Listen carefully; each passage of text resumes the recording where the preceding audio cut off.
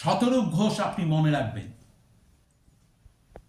আমি যে কথা কিছুক্ষণ আগেই বললাম, ইতিহাসে যেমন মোহাম্মদ সেলিমের নাম থাকবে, যে একটা রাজ্য সম্পাদক অকমিউনিস্ট সুলভ আচরণে কিভাবে দলটাকে চালিয়েছে, আর ইতিহাসে এই নামটাও থাকবে যে দলটাকে বাঁচাবার জন্য যিনি সারা বাংলার ছড়িয়ে ছিটিয়ে থাকা এই প্রতিবাদী মানুষের প্রতীক হিসাবে সাচ্চা বামপন্থীদের কথা কি বলতে হবে তার প্রতীক হিসাবে প্রতীকুর রহমানের এই কথাটাও থাকবে।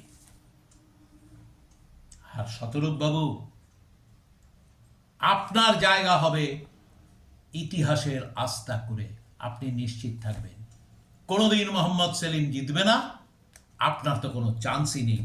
লোকে আপনাকে এখন রসিকতা করে বলে, আপনি টিভিতে থেকে বুঝতে পারেন না, যারা দেখে তারা অনেকেই বলে, যারা একটু রাজনৈতিক সচেতন তারা বলে, ওই দেখো ওই হেরো শতরূপ আবার এসছে।